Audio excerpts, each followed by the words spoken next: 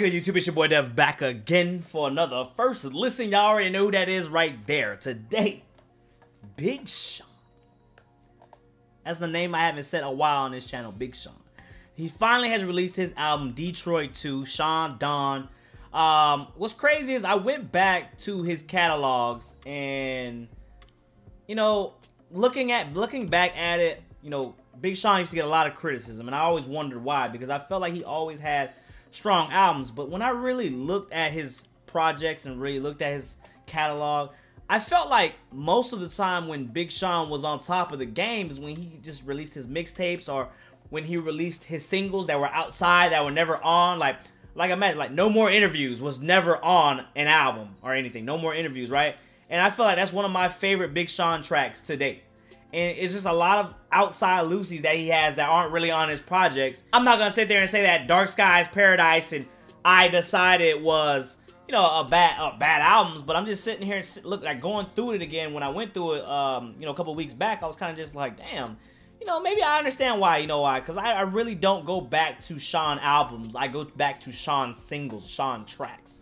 So I'm just hoping that he does the damn thing on here. I see that it is a 21-track album. Now, 21 tracks, y'all know how I feel about that. I don't care who you are. You could be goddamn Jesus, Young Jesus Juice. I don't give a damn who you are. 21 tracks, y'all know that's crazy. But for Big Sean, for him to be gone so long, and I know that he's going to bring a lot of flavor. You know, he has a lot of features on here. I know that we're going to get a lot of, you know, context from Big Sean, and I expect him to just kind of do the damn thing. Look, a lot of these tracks are also 2-minute long, so I'm not too mad at it. I just wanna see what direction he's going, because I know he's been talking about, you know, he's definitely in his spiritual shit. He's definitely about reflecting. He's definitely been in a different mental lately. So I want to just see if he's gonna acknowledge all of these topics in his album with these 21 tracks. But that being said, man, like always, been talking too much, man. We got Big Sean, Detroit 2, following Detroit. Oh, y'all ready? Alright, track 1 is called Why Would I Stop? Time give him something to watch. I picked out the locks till I buy out the block, and I know I'ma give what I think out the box, and they want me to stop. But why would I stop? Chopping up the sample flow, dealer, Pimp C the triller. This shit might go too trick for triller. Don't ICU critical. I'm the hospitable. Favorite rappers I done cut they umbilical. Yeah, okay, hold on. He might have a little something with his intro here. He might have a little something. I'm unstoppable. Hold up, why would I stop? Bitch, this shit unstoppable. The beat kinda, hey, the beat kinda ill. The beat kinda ill. With a little hoe, it's not just a thing, it's a scam. I can't be I can't be having 10 baby mamas. That just sound like a job, not a family. And I do this shit. Real, nigga. How can you have 10 kids? At that point, that don't even sound like a family. That shit sound like a straight job. I feel like when people got 2 kids, they be like, yo, I'm trying to have a family. Family?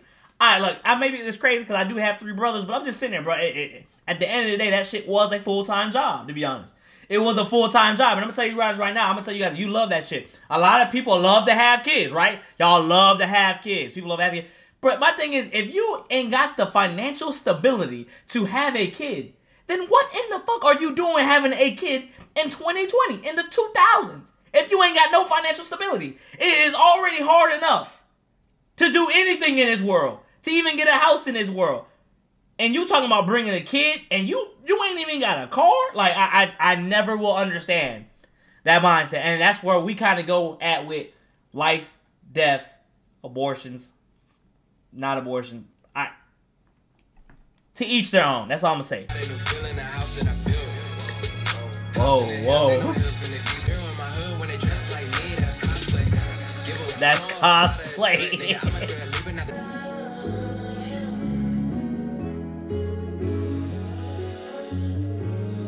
Alright, so I definitely loved LG. Wait, that's the collaboration with LG. We're gonna be making shout out to the Mallory Bros, bro. They just did a motherfucking ass sponsored video to this shit, so I definitely appreciate that. Hey, I fuck with that. But look, man, I'm gonna say it like this, man. I definitely love the intro, man. They're very hard hitting. The one line he said in there, man, when you have 10 kids, man, feel more like a full-time job than a family. When I'm all about my family, I felt what he's saying about that, man. That was kind of cool, man. I like the direction that this is already going in, because the next track we have is Lucky Me, but we have Deep Reverence, which is also a fire track that was including what's his name, Nipsey Hussle. I mean, no disrespect.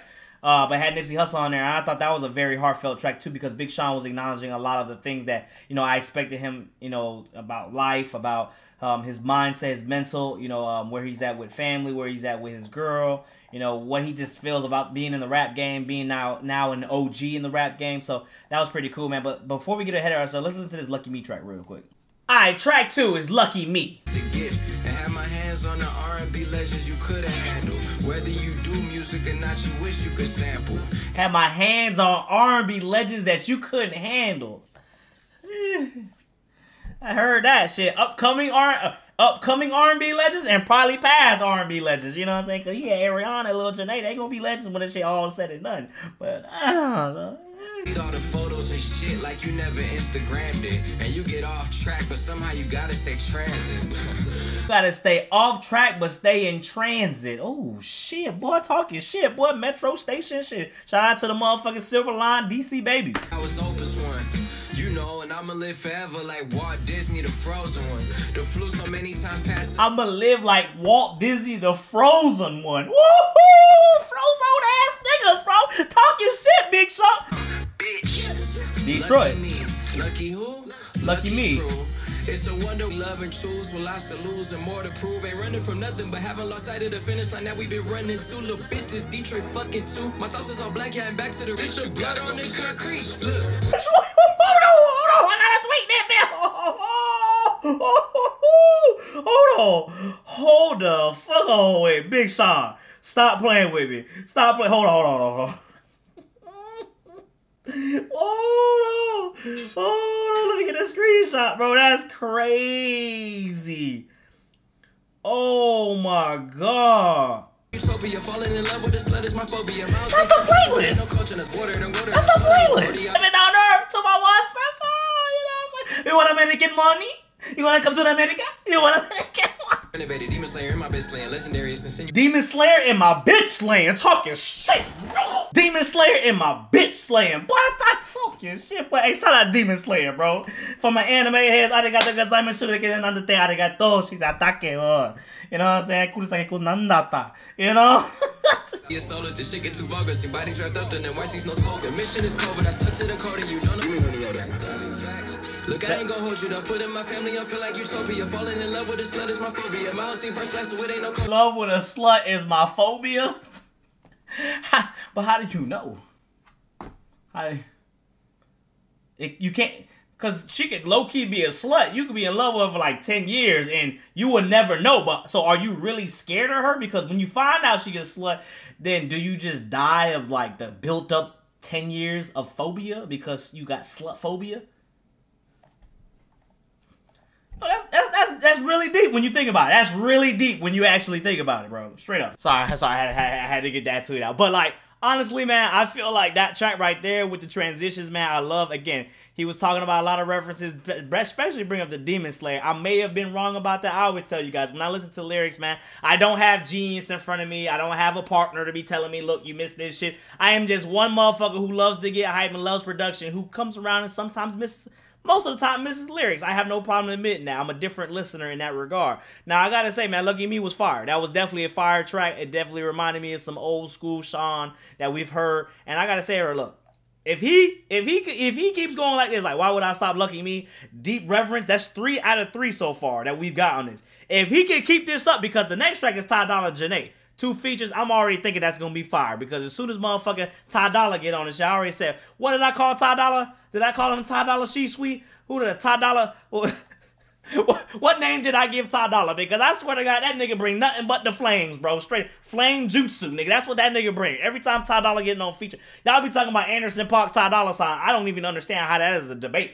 Anything that Ty Dolla $ign on is a hit. Whether he's singing, rapping, vibing, it's a vibe. Whatever he's on, it's a fire. All right, that's what it's a fire. That's what it should be. Because I don't understand. But yeah, Deep Reverence track, Lucky Me, man. That was definitely an amazing switch up. I love the transition in there, man. I love, bro. I love production. I know me. I'm a production guy always, and I love how he just did that thing, man. And I just gotta keep it like that, man. Next track though is the next track is Wolves featuring Post Malone, but Post Malone, oh. Playing with your life, going against the pack, that's risk in your life. Better play it right, yeah, you bet clutch, last second, what a rush. Look, I'm the type to talk to the stars. Straight up, these ain't tattoos, these are scars. My young dogs will tell you when the seen people fuck up the team because they can't play their position, my nigga. Nigga, if you don't play, if you catch the ball, right? If you catch the ball, you'll run fast, nigga, but you can't throw the ball. Why the fuck you trying to play quarterback? Why are you trying to play quarterback? Play your position in any squad. And I've known so many people that want to be the star. Listen, everybody can't be the star, motherfucker. Somebody got to be Pippen. Somebody got to be Rodman. Somebody got to be Kukoc. Look, I'm fine being Ron Harper. Ron Harper. Shit, that's 5 rings. I will play my position on the team. If there is a Kanye West, if there is a Big Sean, if there is a Kid Cudi, I don't got to be Kanye. I will be Big Sean. I will be Kid Cudi. I'm fine with being Kid Cudi. That's what people don't understand. Everybody thinks that they want to be on top. Everybody thinks that they want to be the star. Everybody thinks that they're ready for the limelight, the attention, all the money. And nobody ever knows about the mentality and the mental bag that goes behind that. And that's exactly what Big Sean is talking about, not in this song, but in general about life and understanding that taking a step back. It's not all about being motherfucking the top and the best and shit. People think it's about that shit. While you in your motherfucking room, you sitting there in your Ralph Lauren drawers and, you know, you still live in your mama crib and shit. Motherfuckers, it does not matter to be the star, all right? I want to talk about other shit like this. That's what you motherfucking get. I feel safe for taking risks and I can't eat this on my own life. Put my back again. Hold on, I got a dev snap. Hey, who producing? In the comments.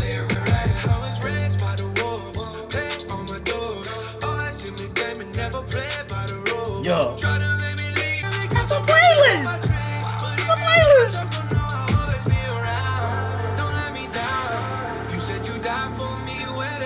You said you died for me. No. That's from a song. He got that bar from somewhere. Someone get in the comments below. Where he got that bar from?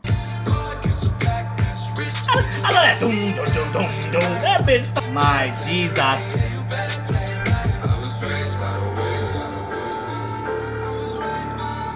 Do y'all think that this is going to be Big Sean's best album?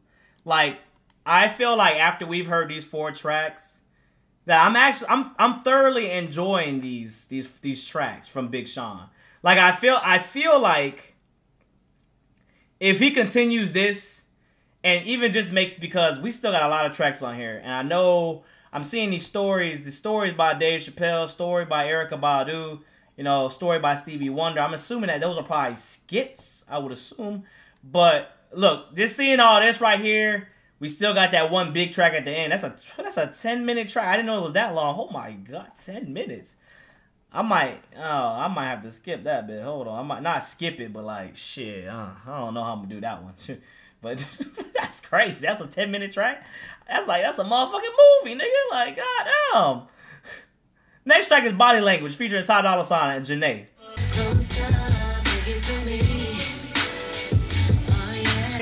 I love Big Sean and Janae on collab tracks.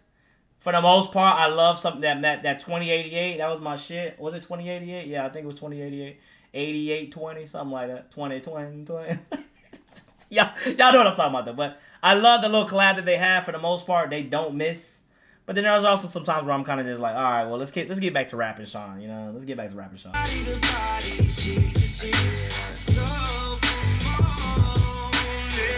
Niggas ain't threats. I know if I don't live with you, I gotta live with regret. I might walk away. Man, it's not really hitting me like it should be hitting me, you know? I'm about to write that dick so crazy, I'm gonna break it. Yeah, I'm ride your dick till I break it. What's the Bella Anderson ass bitch, bro? You trying to go bang, bust, break a nigga dick off, man? You crazy? What you talking about? Break a nigga dick, bro? I know y'all saw the porno, right? If you guys are porno connoisseurs like myself, all right, then you guys know about Bella Anderson, how she broke the nigga dick, just like she was like, oh man, I'm so sorry, and you know, like that shit, like that shit was crazy. Like at that point, I was kind of just like, oh man, you know, you the dick breaker. I can't fuck with you, you know, breaker of dicks.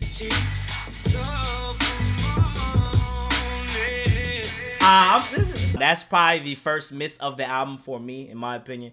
I didn't think that the connection, the chemistry between Janae and Big Sean really kind of just, you know, really came out from the track. I think Ty Dolla did his thing, but Ty Dolla, you know, with with the Flame Jutsu could not save this track. I feel like for some reason it was just something off about it. There wasn't really a that feel that they usually have when they just feeding off each other and they're kind of going back and forth. I really didn't feel that. I feel like this is kind of just the change up in the album where they're going to give you some kind of slower track to kind of just after the fire that and the raps that he'd been spitting through the last 4. I just felt like track 5 was just one of those tracks where it was for the ladies and not really for the hip hop fans, which is not a bad thing for the most part because me myself I also do love slower music, but I just think that was really out of place. I just think that there was not really a fit for that on here. My opinion, of course. Track 6, Story by Dave Chappelle. Detroit rapper Danny Brown came in. Now this time, I wasn't that familiar with Danny Brown's Daniel Brown. You know what I mean?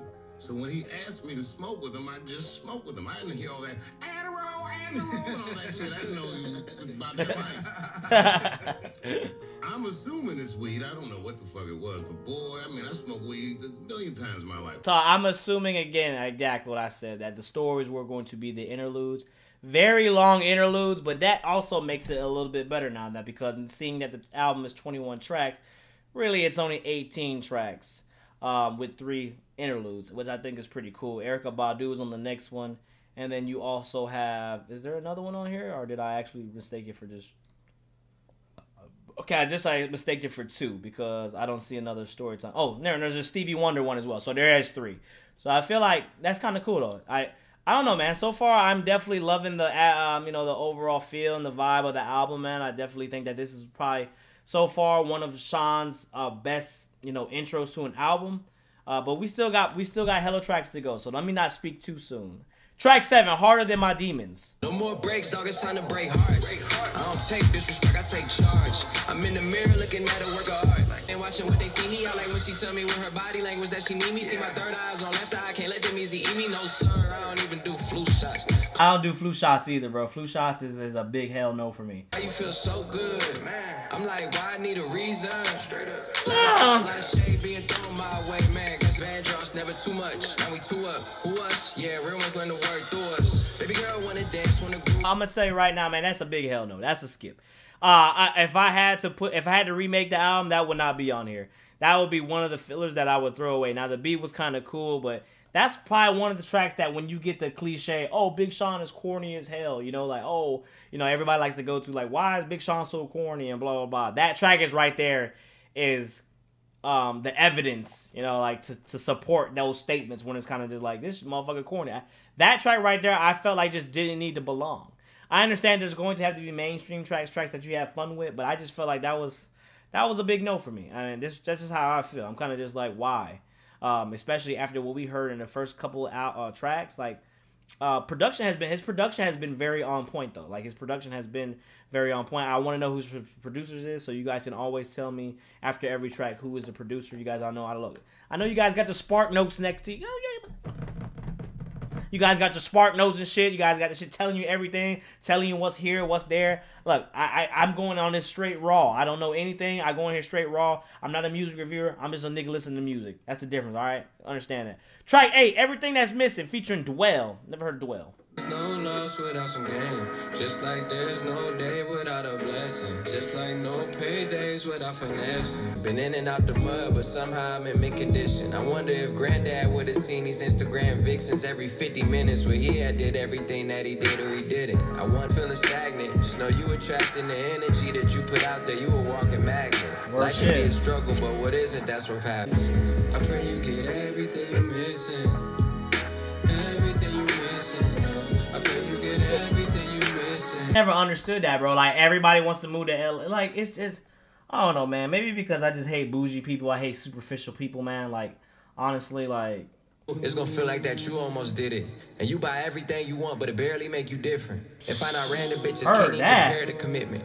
Find out everything you had is everything you're missing, man. There's a couple points I want to talk about right there. First one is being, do you guys know, man, like, I've lived in a generation now, I've been in both kind of generation changes where modern technology changed, as in social media, internet. Before there was no internet, now there's internet. And then now where it's cell phones weren't really cell phones, now they're smartphones. So I talked about this the other day, and I looked in the mirror, and I was kind of just sitting there like, damn, this is actually really crazy. When you think about it, I was part of both generations. And I was right in the middle, you know, being 12, 13, 11. Smartphones came out when I was 16, 17. So we used to have Razor phones. We played Nokia, we played Snake. Now you guys motherfucking, there's like thousands of games you can play. I'm playing this goddamn crossword puzzle game on my phone.